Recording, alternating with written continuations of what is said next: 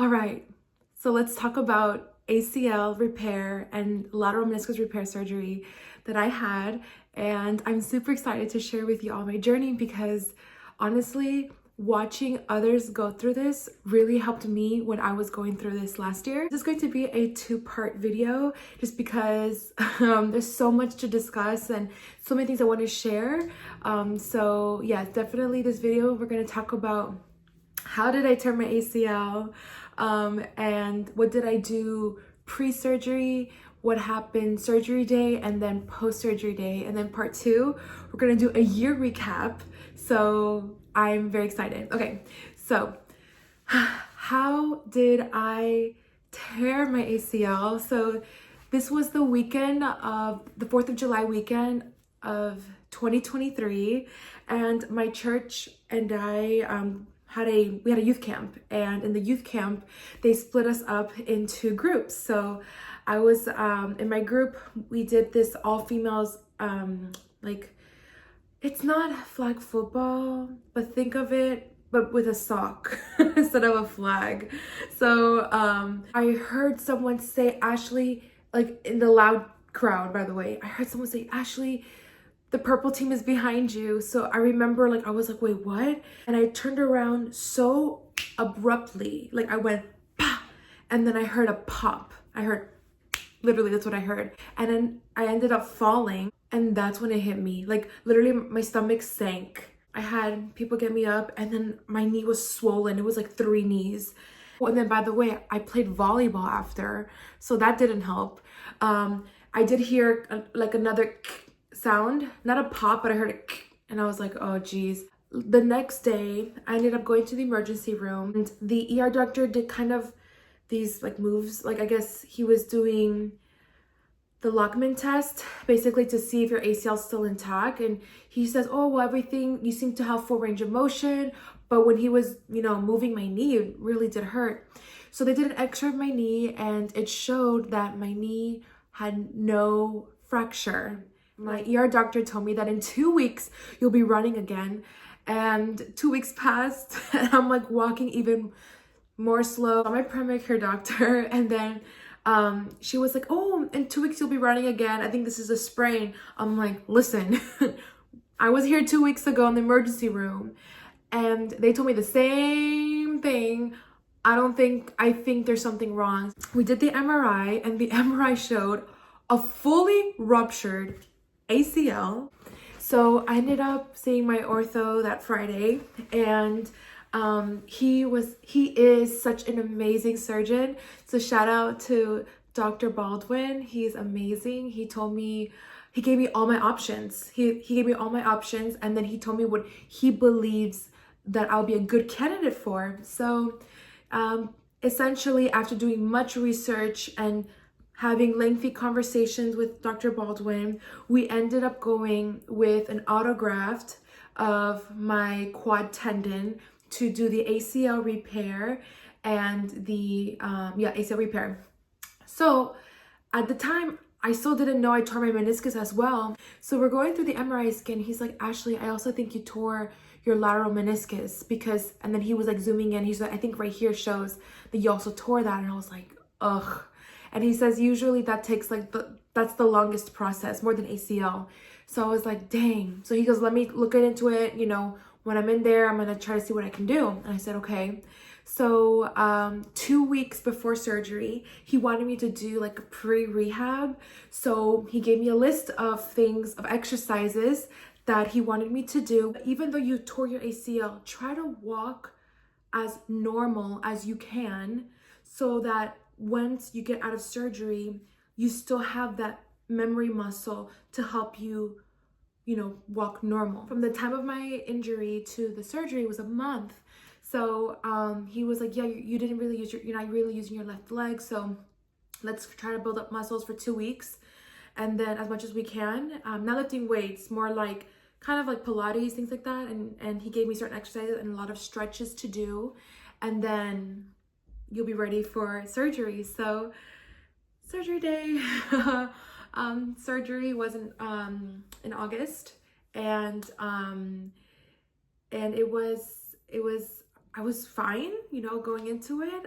You know, you have to fast. So coming out of surgery, you know, you do feel kind of loopy. I was very nauseous, very nauseous. So they gave me Zofran and took my pain meds. And I'm actually gonna put in some clips of how I look like. Don't judge me. I came from the hospital. What's that? About 4 hours ago.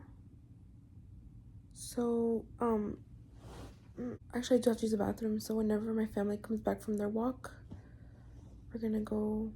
They're helping me to get over there. I have crutches. Right, so this is day 3. My mom and my sister helped me take a shower today, and we had to put a saran wrap around the stitches area. Of course, bandage, and now I'm just letting it air dry. It was rough, I'm not gonna lie. Getting out of the shower was, I think, the toughest part. I almost slipped. So, but now I'm just letting it air dry, and I'm just kind of checking it out. So if this is too much, you can skip, but I'm gonna show my knee.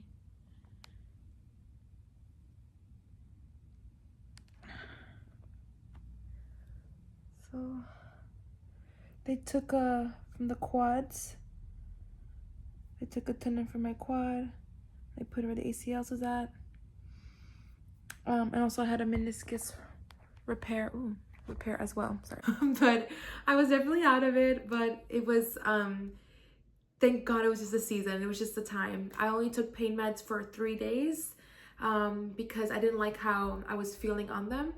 And then, yeah, so then after that, after a week, then I was recommended to do physical therapy. So I want to give the just a warm shout out to Cora Physical Therapy. They have done above and beyond to help me in this recovery stage, and really you become very close with your physical therapist, because depending on what your surgeon thinks, you may need to go twice a week or 3 times a week. So I went 3 times a week, and they became a family. Like every week saw them an hour per session, and we all became family.